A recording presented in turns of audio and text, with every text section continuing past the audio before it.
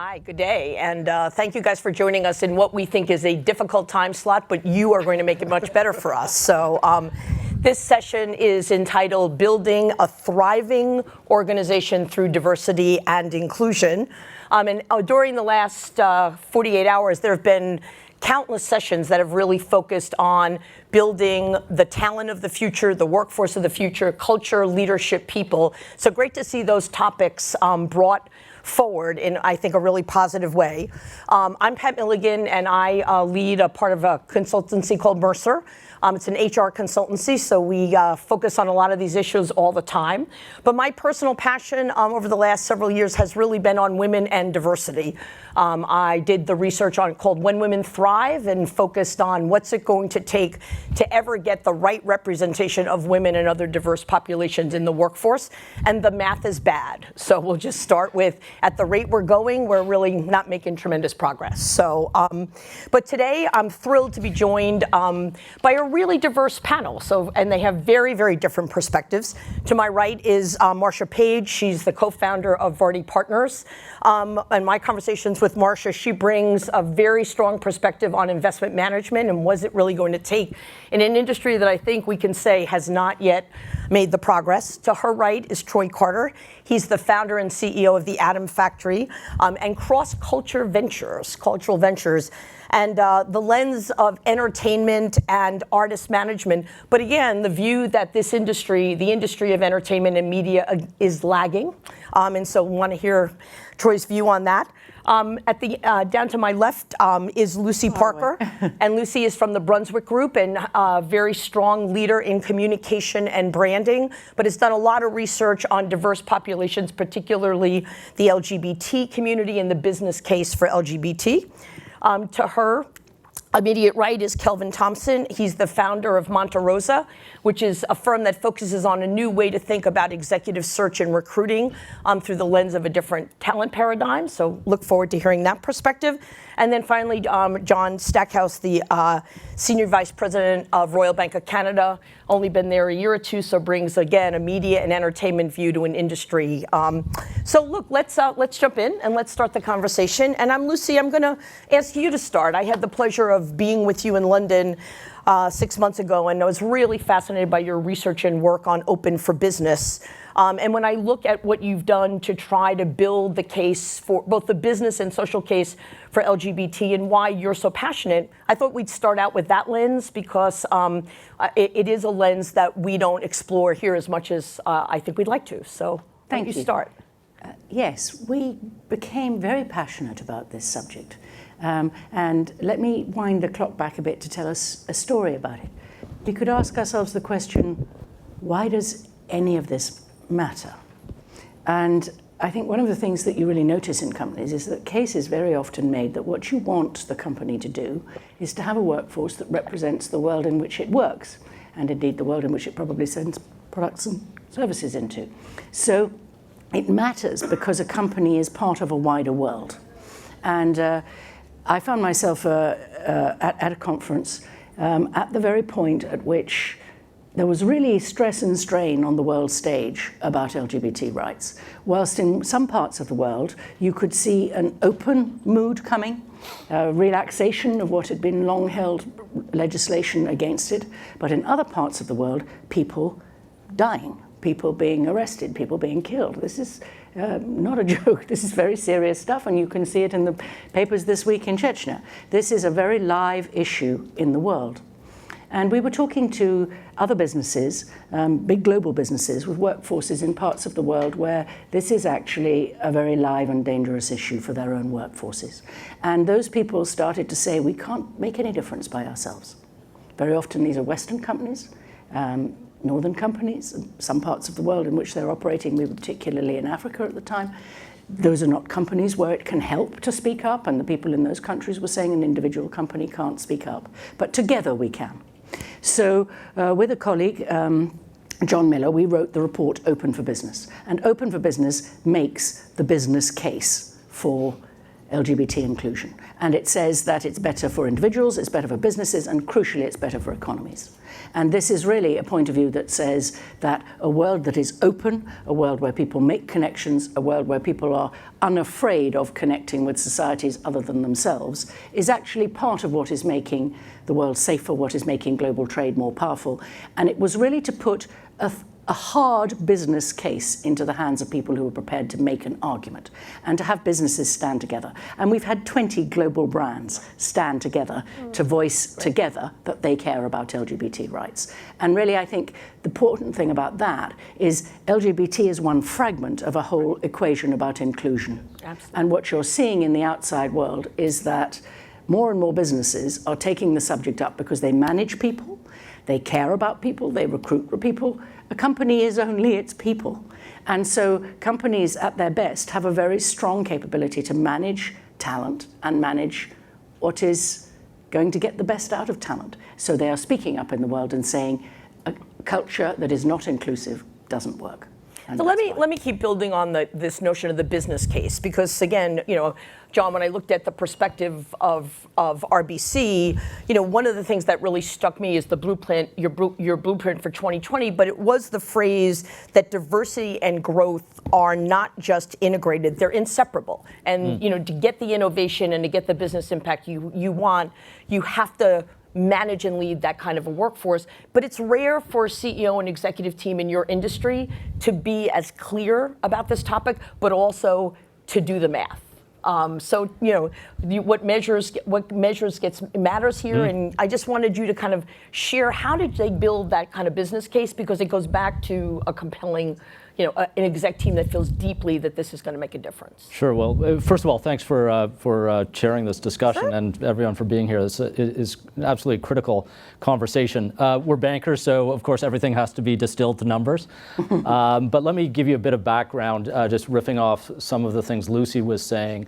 RBC probably 40 years ago started to advance the diversity agenda because Canada was changing. And there was a growing view that if you want to serve the market, you've got to hire the market. So as Canada became more multicultural, became much more open with LGBT issues, for instance, the bank had to as well. So that was just good business. And a little over a decade ago, we launched a much more ambitious diversity agenda, which led to the 2020 blueprint.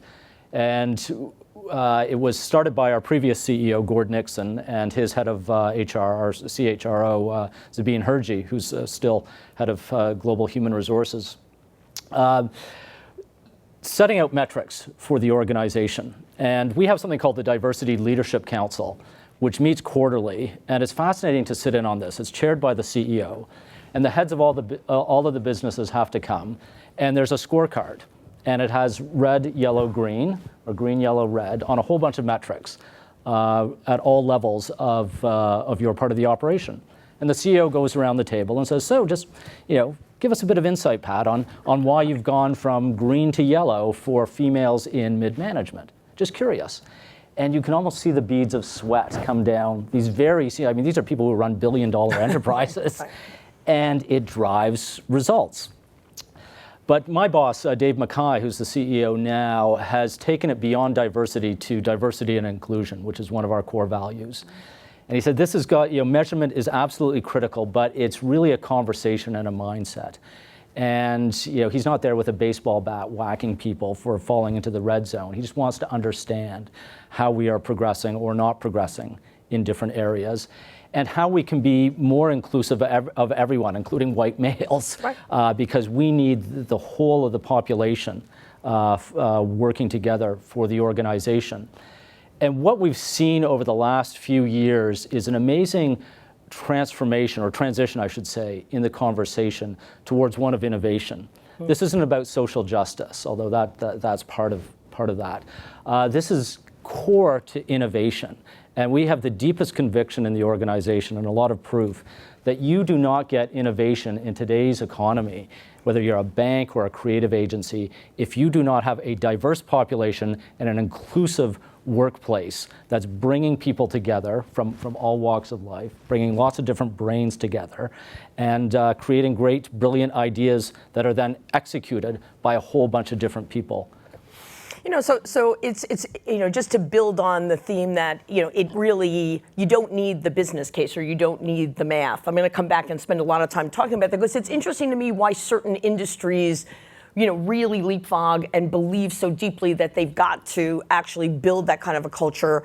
Troy, if you think about, your passion on entrepreneurship and just, your background and, how you think about innovation through the lens of through the artist you had the honor to manage and lead, but then you're in an industry that we can say, is lagging in terms of its really deep commitment to the kind of strategy that John just talked about.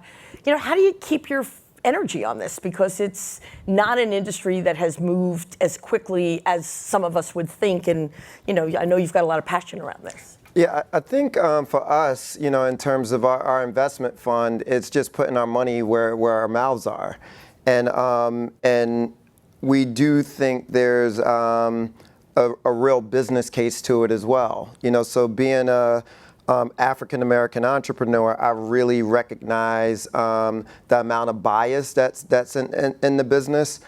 Even just literally pulling up an hour ago, the guy was just asking me who was I here to pick up. I can't even pull up to valet. So, but it's just that amount of bias. So imagine walking into a bank to get a loan, or a technology company to fill out an application, or pitching to LPs. We just recognize that there was a huge lack of funding for African-American entrepreneurs and Latino entrepreneurs, but there were multi-billion-dollar opportunities, and specifically in America, where you have these shifting demographics, and it's going majority minority, and you look at these multi-billion-dollar opportunities and not a lot of entrepreneurs that are well funded and well supported to go after those opportunities. And we built the fund that invests in those entrepreneurs. Excellent.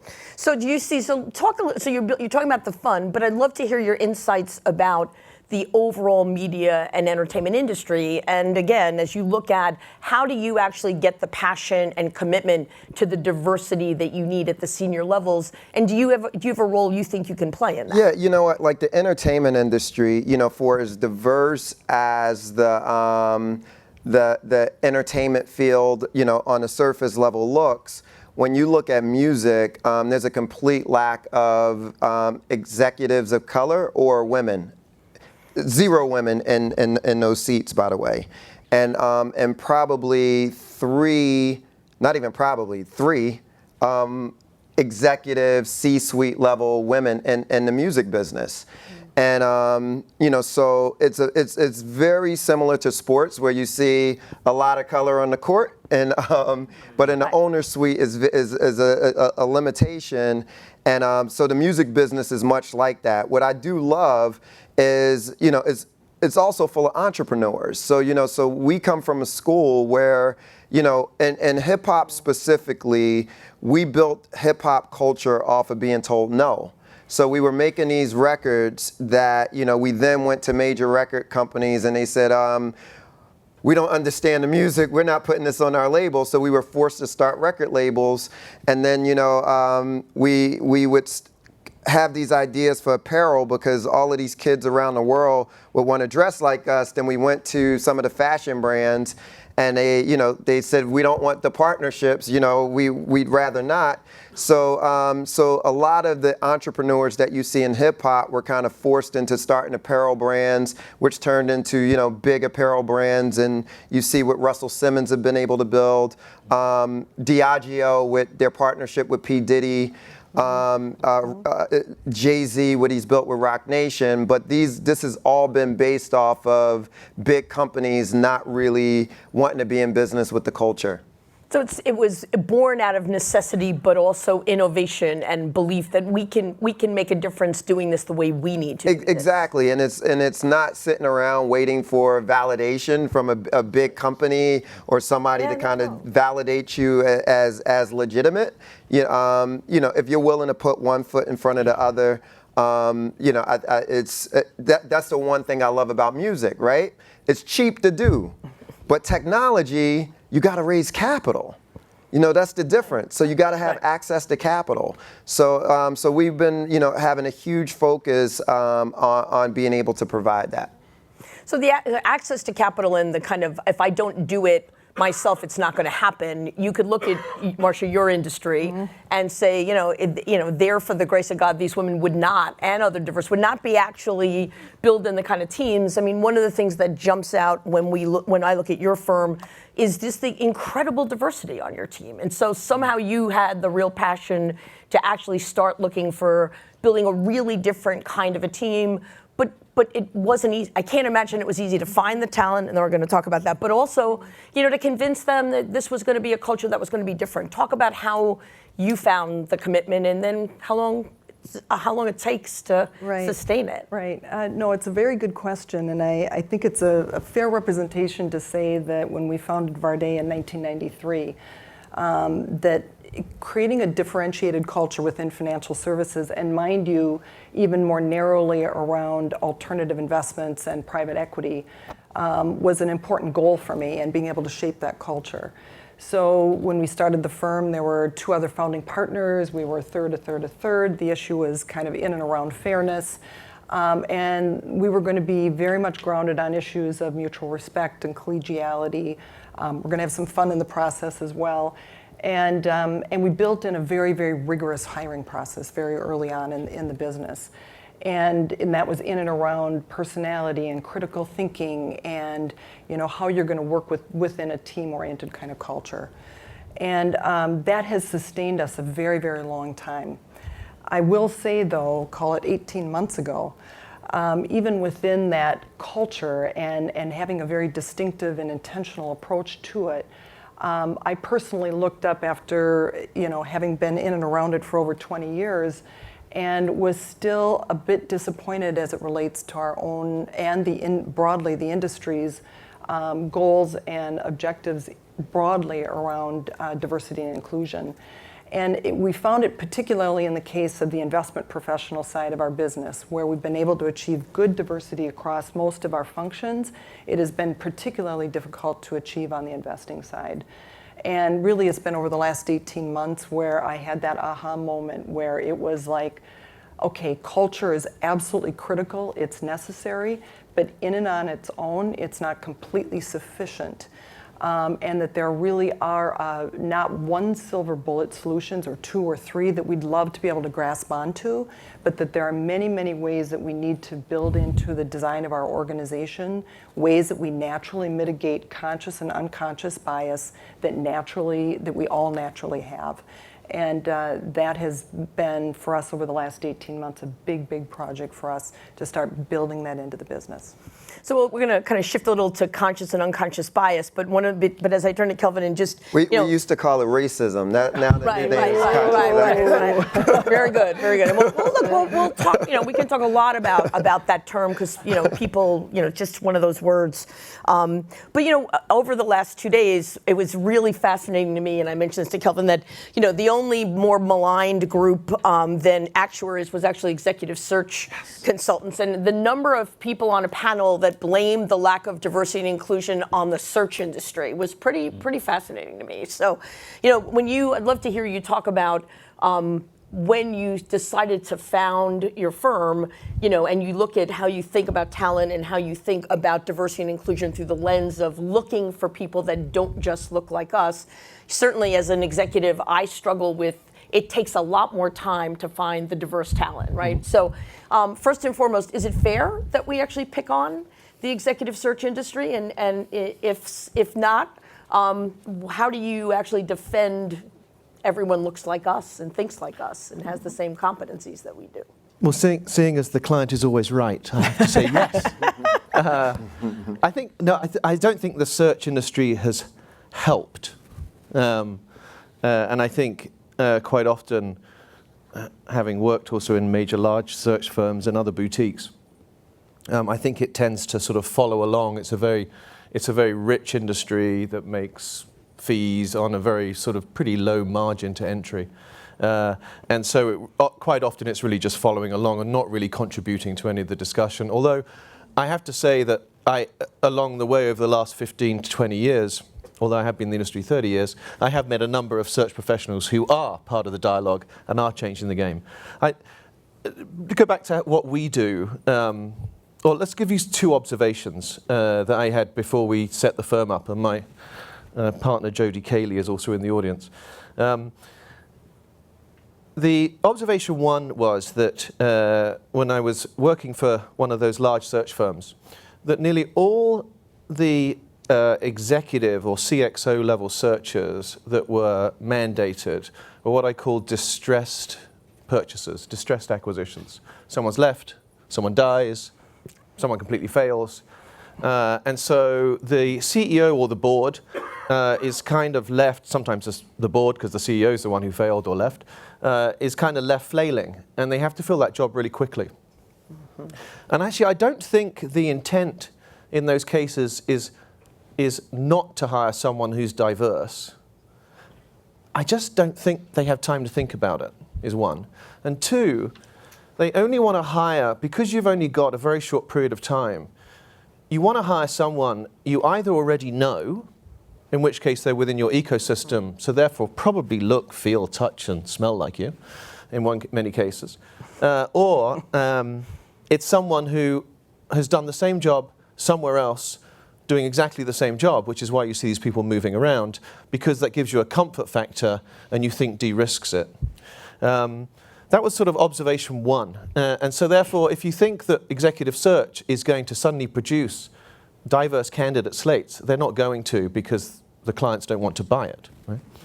Number two was when I was doing private equity work, and I ran the private equity practice there for a while. And we still do a lot of work in private equity firms for their portfolios.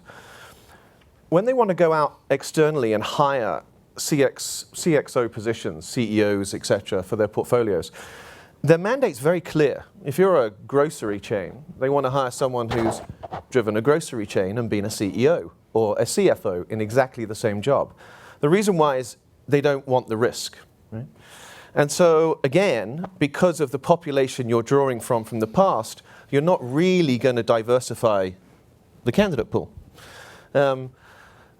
When it changes is when, what I found when they change is when they'll put a CEO in who hasn't done that before. They might have done, for example, a home improvement center, and they put them in to run a car company because they know them and they trust them already and they know what they can do. They're prepared to do diverse appointments, i.e. people outside the skill base, if one considers that diverse, if they know them already. So when we set the firm up, what we did was to say, let's find a way, instead of waiting for these distressed purchases, let's find a way to enable CEOs who want to make a difference, right, and want to hire people from different walks of life, and want to hire women, and want to hire people of color, because they believe it's important. Let's find a way to introduce them to those executives before they need to hire them in order to get to know them. So for the last 8 years, if you look at the firms we've worked with, we call it locking and loading in with CEOs, with either CEOs or private equity principals. And that's exactly what we do. So we spend our time introducing them to talent that really does stretch the boundaries, that takes them into industries that they believe and we believe they're going to need to be competing against in 5 years' time, and senior executives in that, which cover all walks of life and all different nationalities. And then when the searches happen, those people get included in the searches. They don't always get the job, but you've got a much higher likelihood in that case of producing a very, what we would say, cognitive, diverse team, which I think, well, certainly from the firms that we've worked with, of which 2 of the CEOs were speaking at this conference in the last 3 days, have proved to be a winning formula. So I think what needs to happen actually is the search industry needs to focus on doing that, which is actually investing, thinking about with its clients about what people are going to be needed in the future, and then finding a way to develop those people together. So let's open it up, because one of the things I'm going to challenge you on is, when I look at how do people define what is an experience, what is a capability, it's often someone who's actually done a piece of work a certain way with a certain outcome. And one of the things certainly we look at Mercer is you've got to expand the pool of people who are actually eligible to participate in the workforce. And in order to do that, whether it's in entertainment or financial services or tech, do a lot of work in the tech industry, you've got to look at different talent pools. You've got to believe that you can find people with skills who may not have that perfect experience, but they've got a propensity to learn, they're curious, and open up the way you think about talent. So, I want to at least start with, are we the problem? Because as an executive at Mercer, I want to know that the person's going to succeed, but am I willing to actually open up my mindset and say, I could find talented women or diverse populations that may not have the experience, but really have the ability to learn?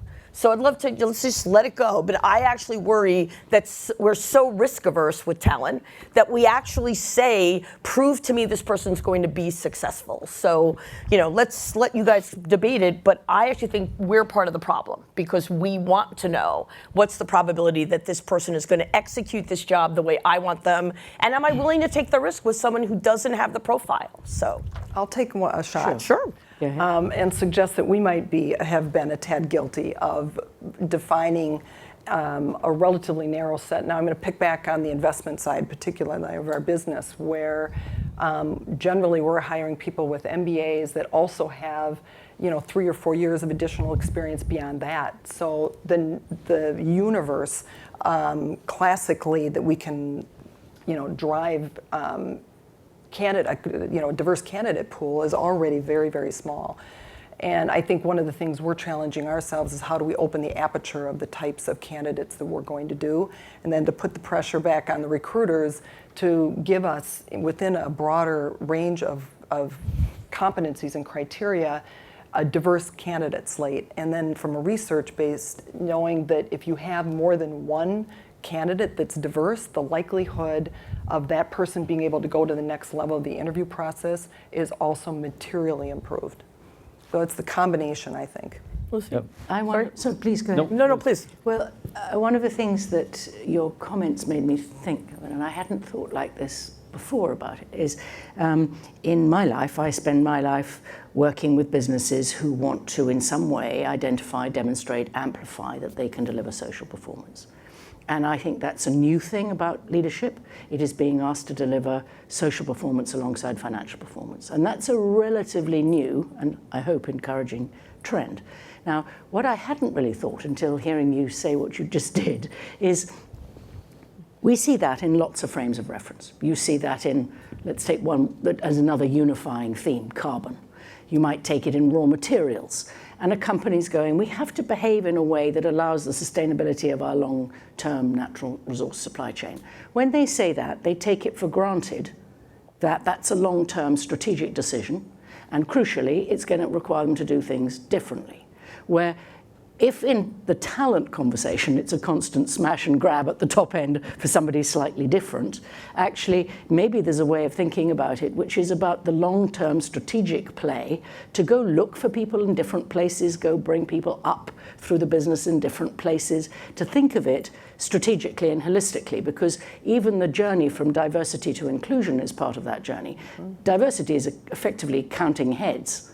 And we got one of those and 3 of these and half of one of that, and we're thinking about this one, where actually the inclusion thing is a whole approach to saying we want our business to be inclusive of whatever talents we think we're going to use and are representative of the society beyond us. So it's relatively straightforward these days to talk about female inclusion. It's relatively straightforward, complicated to deliver on ethnic and racial diversity. But we were talking about age earlier. Right. In the UK, where I come from, socioeconomic background, for which you read often education, is massively different. I was talking about LGBT earlier. These are only fragments of a whole approach to creating an inclusive workforce that actually demands, long before you get to the executive suite, that you have a strategy and you are prepared to do things differently, and it'll take time. And I think that typically, I don't hear that in the conversation about inclusion. Yeah. Please jump in. Let's see. Oh, go on. Well, I'll stand off here. I worry about the state of the search industry because it is driven primarily by knowledge and hierarchy. Right. And organizations are still driven by knowledge and hierarchy, and we're now in a world that moves much differently. We've gone from linear to lateral. And we need more lateralists, especially at the top of the house. And the search industry is not good at that because it's programmed to know who's great at a specific thing and show us the hierarchy, show us their rank.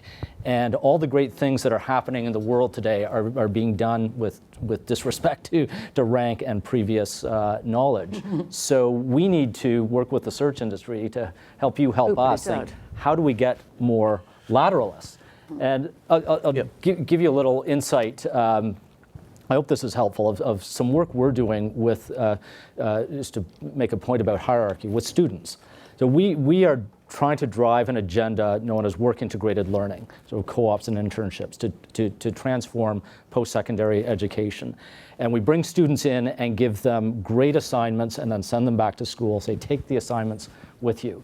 And the CEO of our organization, 80,000 people, actually spent yesterday with them, several hundred students starting the summer. And he says to them, I'm going to put you in teams, and I'm going to give you some of my biggest challenges.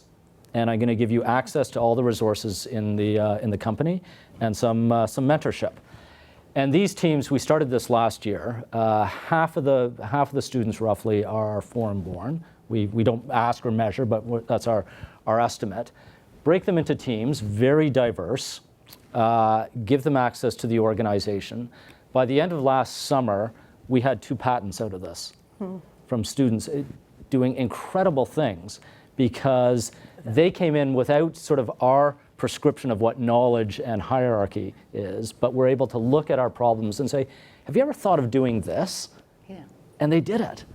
And with all due respect, a search process wouldn't have got us those candidates. I agree. I mean, my issue with the search process is that it's not going to produce you anything different than you've got today.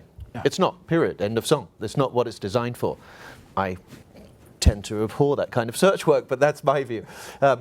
I think the one exercise we did with a client 6 years ago that we've now done with a number of them that we found really opened up the minds of the CEO and the executive committee is we took each member of the executive committee and we were asked to say the succession planning game, right? Which is if one of these people fell under a bus or left, right? Who externally could fill their job immediately? Who could fill their job within 3 years and who could fill their job within 5 years? And let's get a short list of 3 people for each of those things. And then we went out and actually introduced those people to the executive committee and managed to create dialogues. We created some events. We did some dinners. It takes a lot of work, right? And what happened is it opened their mind up because what we showed them were the people who in 5 years' time who were completely diverse, including the fact they were working for, in some cases, actually one of them was working for a music company, for a bank, which was interesting. But it opened their mind up and it got them thinking and more dialogue around these are the kind of people we can be hiring. Otherwise, when you hire a search firm, you basically just say, I'll have one more of the same, please. So Troy, how do you so you think about innovation and artists and entrepreneurship, and I'm curious, like this corporate conversation, what part of it actually resonates for you, and then what part of it are like, God, my life is just so much easier because I can see raw talent, I know what I want. I mean, we've built, and I'll share, human resources, the people, the function, and built all this complexity around this whole conversation about talent, and made a great living out of it. But my view is that we've made it super complicated as opposed to you've got great instincts about how you look at this diverse talent. Yeah, and to John's point and just his reference to to the CEO kind of getting involved and giving the college students this process, like one of my hats is I oversee creator services at Spotify, right. And Spotify is incredibly deliberate about building out a diverse workforce. And because it's a Swedish company, it's naturally horizontal. There's no hierarchy. It's a very socialist organization. But the way Daniel, the CEO, thinks about things, where They've gone to the HBCUs. They built college campus programs. It's mentorship programs that layer into it. Then it's internship programs that layer into that. And then it's these sort of career maps where they sit down with executives in the company really focused around diversity and really build out what is the career going to look like within the company, and are you getting the training, the internal mentorship, the external mentorship. So it's incredibly deliberate and very systematic and long-term planning, but what the reality is, we've invested in probably 100 companies, between Silicon Valley and LA and a bunch of different places. Silicon Valley doesn't want to change. We sat in a meeting 2.5 years ago at a dinner at one of our friends' house, and it was. And ironically, it was Jesse Jackson came to the dinner because he wanted to meet all of the black investors in the Valley, all 17 of us. But this is right before he publicly shamed companies into showing their numbers. Right. So a lot of companies have been forced into diversity. So if the conversation would have never happened, and it wasn't made public, and it wasn't that sort of public pressure, it'll just be status quo. So I think, and I think, and in our world, it's a lot of it too is around modeling. So it's also being able to show young executives that you could have a career in this space and be successful. And then the modeling on the opposite end of it, where you can show LPs and venture capitalists that there are, multi-billion-dollar opportunities. So as these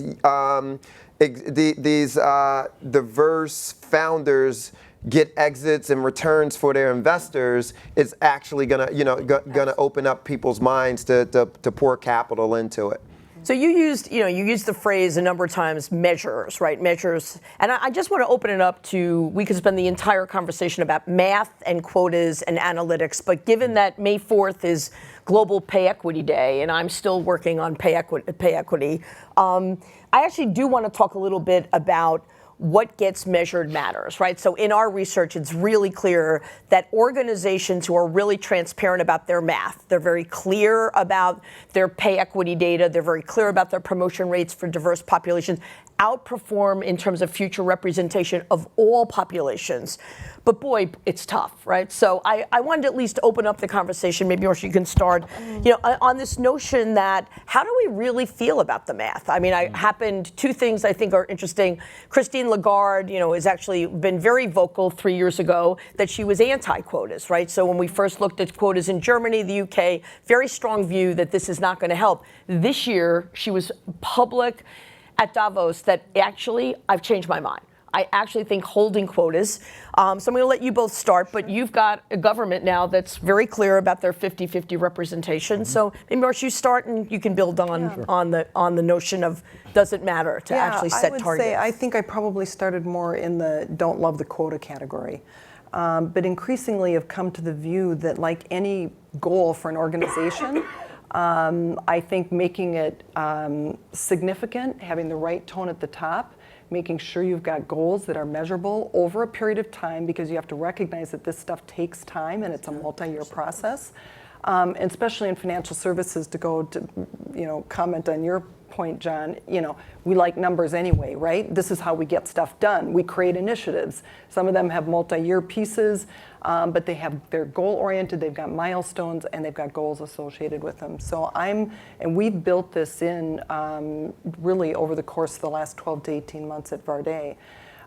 The other thing I will say that goes a bit to the transparency piece, I think also applies to the promotion process. So there's the numbers and what you measure, but I think there's also transparency, and I'm now speaking to how you get women, particularly in financial services, into more senior level, executive level roles. and it's having a promotion process that people feel is fair and transparent, and that is actually measured against criteria and competencies that they understand, so that the bar is clear to the person and they feel like they've got a fair shot at the top. And so I would also look at it in a transparency piece, particularly around the promotion process. So John, how are you feeling about 50-50? Yeah, it's well, we're not going to get there doing what we're doing now, Right. And I think that's increasingly accepted. That something, maybe not quotas, but something quite significant needs to happen. So you mentioned the Trudeau government, and it's fascinating to watch and listen to the corporate conversation in Canada. So our Prime Minister, Justin Trudeau, when he was elected in late 2015, appointed half of his cabinet female, so 15 out of 30, I think it was, female. And he was asked why, and he said, because it's 2015. And it wasn't, one thing that people don't appreciate was how hard it was for them to get there. They spent a number of years recruiting very high caliber female candidates to run. And the quality of female cabinet ministers is as strong and probably better, he likes to say it's better, than the male half of the table. But that's because they spent a good 5 years convincing women to run for public office, hard conversation. Since then, they have changed the way cabinet and caucus operates to be much more human-friendly. I don't want to say family-friendly, but it's just a different approach. You bring your kids, bring your pets. It's much more accommodating. They're trying to eliminate Friday Parliament sittings so that people can be home for the weekends. Probably a good thing. I mean, the men are thankful for this. Like, finally, this is great too. But what does it mean for business? Well, when the Prime Minister walks into any meeting, he likes to survey the room, and he will say quite bluntly, well, this doesn't look like Canada, does it? And you get the message. And it's interesting also how this has become a reference point in all sorts of conversations. Men say to other men, well, actually he did it, and it seems to be going okay. It's certainly not hurting him. Why can't we? So it's important, tone from the top. It sets a standard. So to the quota question, because the government keeps saying to us in business, boy, you got to get farther and a lot faster. And if you can't do it on your own, you're going to force us to do something. They don't want to do quotas. They know all the problems that go with that. So we are working informally, a whole bunch of us, with different companies in different sectors, just in conversation. How can we get to a better place? Because I don't think, for instance, in the mining industry, which is almost 100% men on boards in Canada, wants to be there. So we're sitting down with mining executives and saying, what do you need to get to a better place, and how can we help you?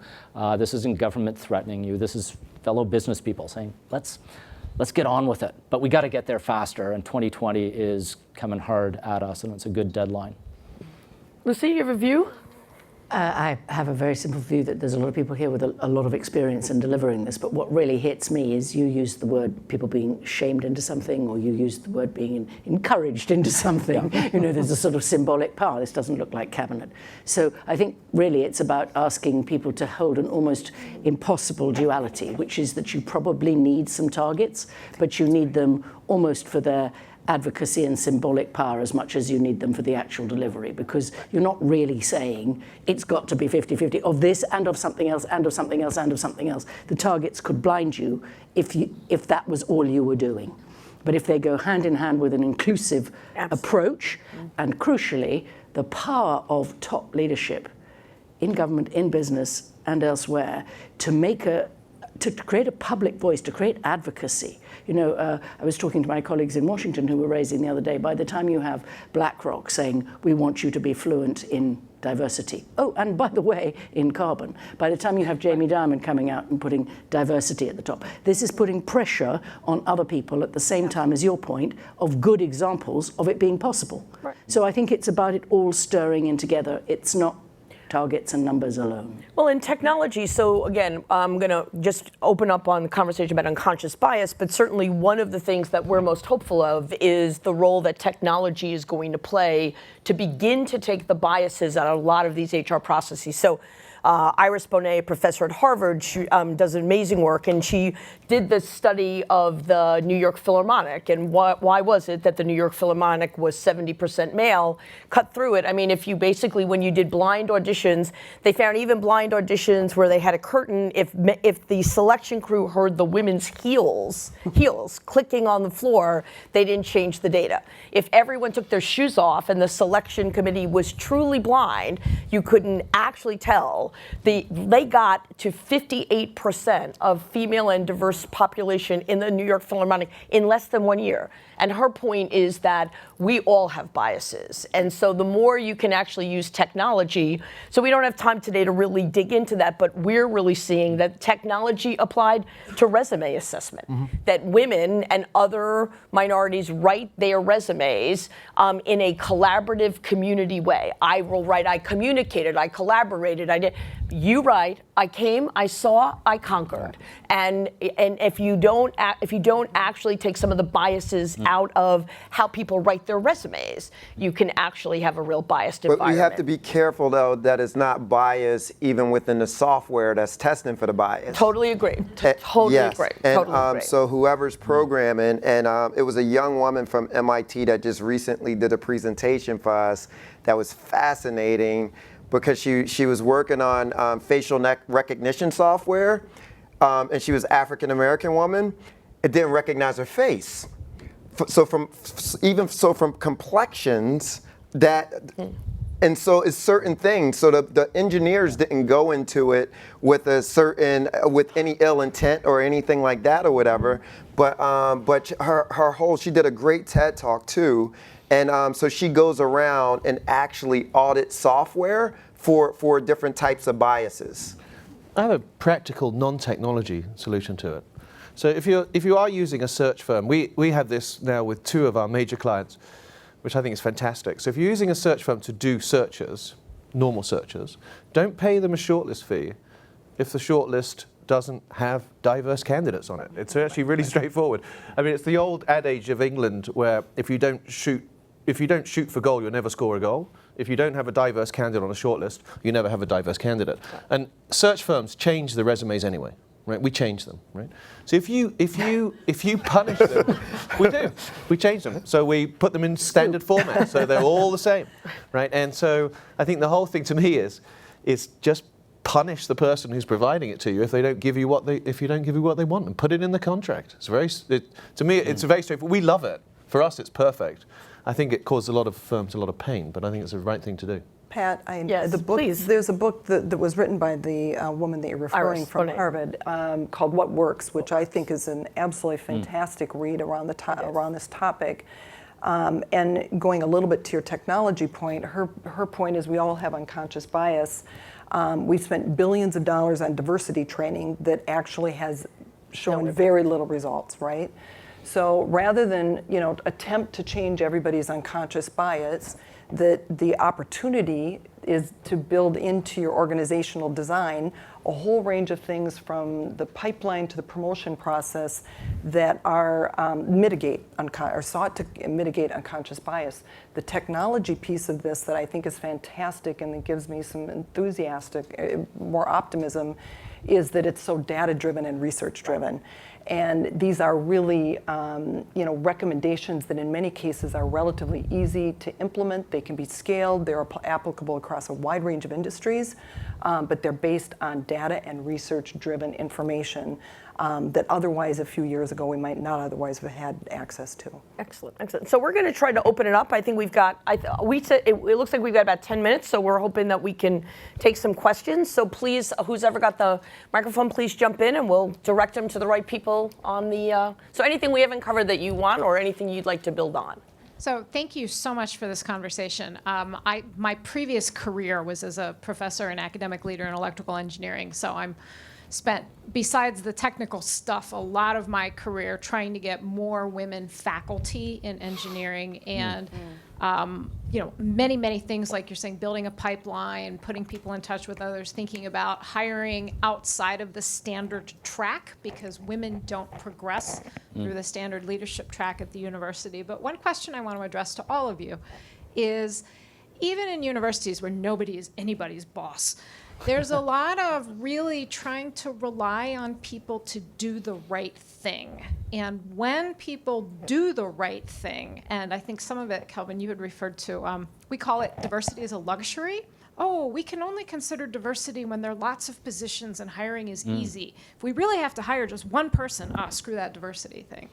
How do you more broadly engage corporate America and the corporate world in diversity? You're all trying to do the right thing, but sometimes, it sounds like in Canada there is this external leadership force, right, and that's still kind of relying on people to do the right thing. And do you have any suggestions other than us all waiting for market forces to come in to demonstrate that companies with broader diversity and a better ability to consider outcomes generally produce better financial outcomes? What else can we do collectively?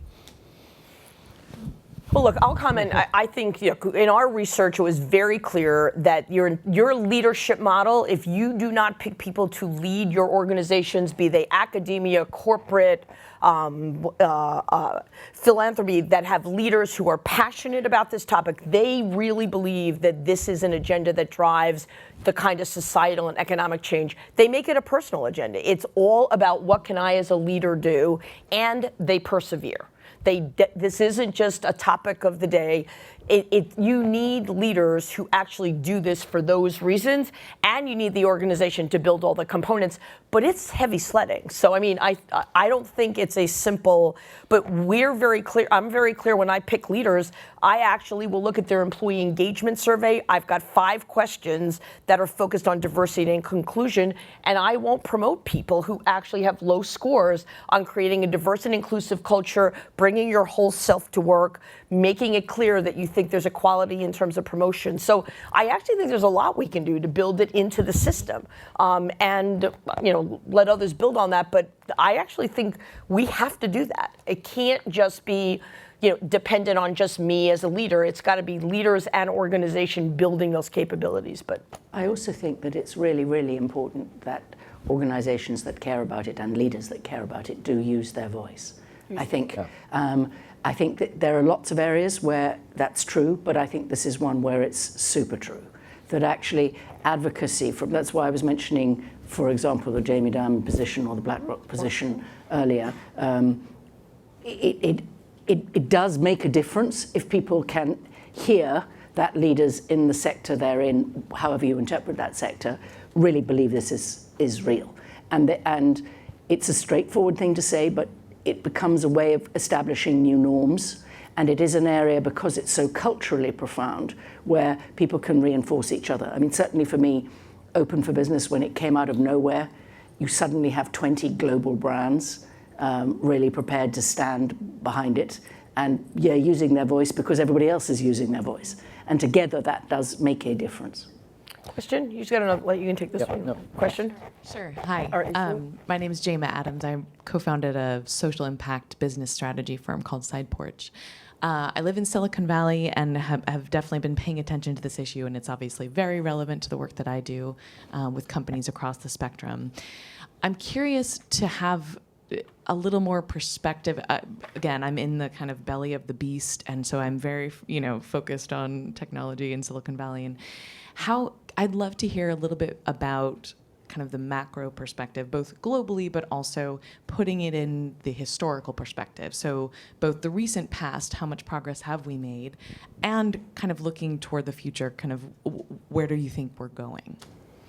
So thank you. That's actually our last question. So I'll ask each of the panelists. But I mean, where do you?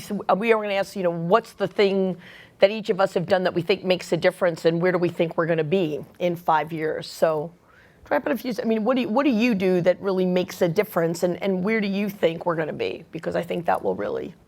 I think founders just need to be held accountable. I think one of the problems in the Valley right now is that. It's become so pro-founder that people won't call founders out on their shit when they really should. And as an investor, you have a responsibility. As an advisor, if you're in a C-suite, and it's built this culture where I think the town's become incredibly tone deaf to what's happening in the rest of the world. But the beauty of it is this consumer activism that's happening, where consumers are calling out companies on it, and they're kind of being forced into it and forced to have the conversation. So I think the positive part of it is that we went through a very quiet period where there wasn't a lot of dialogue around it, and now I think there's dialogue, consumer action, and boards are now being forced into pushing founders, into doing the right thing. And what I'm hoping is founders that are coming behind those founders are seeing the good examples and the bad examples and how they should run companies. Yep.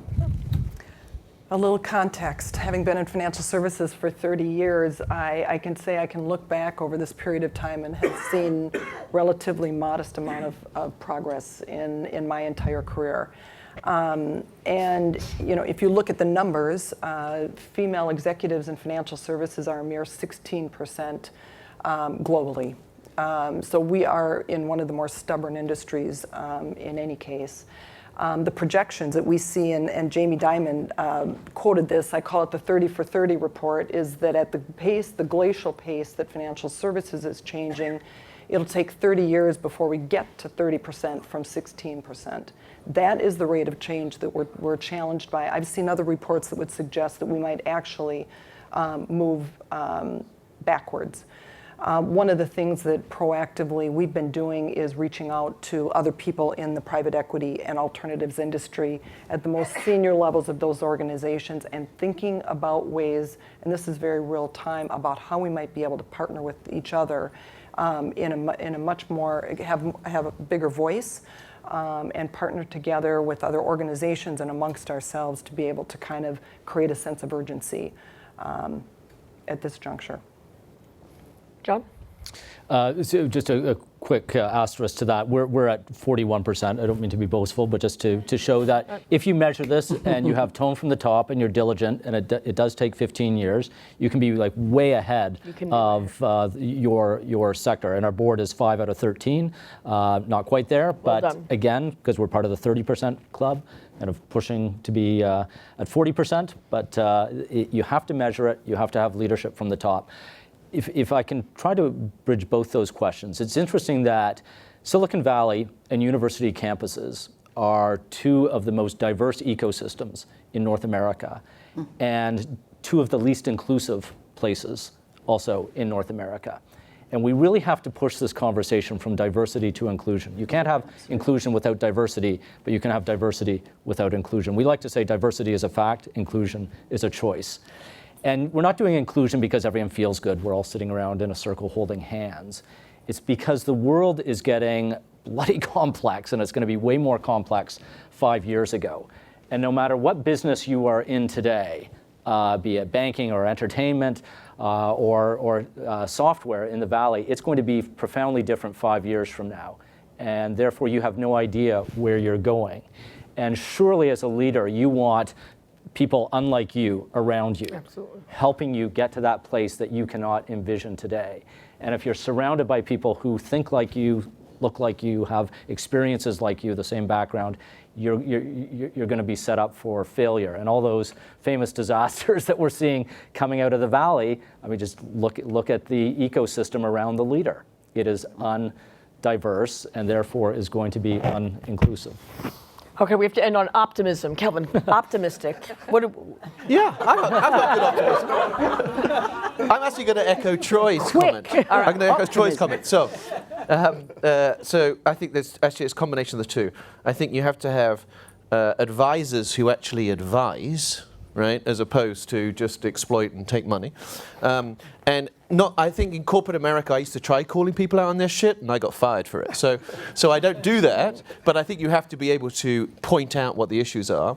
And the other piece you need is you need CEOs who've got balls, whether they're male, female, or they, right? And you need them to make room for the new people. And the problem we've got right now is a grey ceiling. Boards are, one of the reasons why boards don't change is a grey ceiling, right? So we've got to get the white middle-aged grey guys or white old-age grey guys. You've got to move the ones who aren't performing out of the way, who aren't fit for purpose, and put people in who may not be quite fit for purpose yet, but have the potential to do so and take some risks. So you have that combination, I think it wins. All right, Lucy, we have 1 minute. You get Okay. I would definitely agree that the biggest single thing going on is look at the world. The answer isn't inside the company, the answer is in the world. And also, it does take leadership, that's a fact. So we know the world is getting more complicated, more diverse. The organizations have to reflect that, the leaders have to lead it. But you said a marvelous thing at the beginning of the conversation. I don't know if this industry has been part of the solution. And I would say that what guides all of the best work and the optimistic work that I get lucky enough to do is leaders who can actually absorb the question, when I look at this, am I part of the problem or am I part of the solution? And modern leadership is increasingly asking itself that question. And there are lots and lots of ways of being part of the solution. And this is an area which is right in front of people's eyes to do that. Well, look, I want to thank the panel. I do think that each one of us, when we talked and prepared, it is a place where you have to make space to invest in this topic, but not just talk about it and research it. You've got to live it, and you've got to lead it, and you've got to hold your leaders accountable. So thank the panel, and thank you all for hanging out with us at the end of the day. So thank you. Thank you.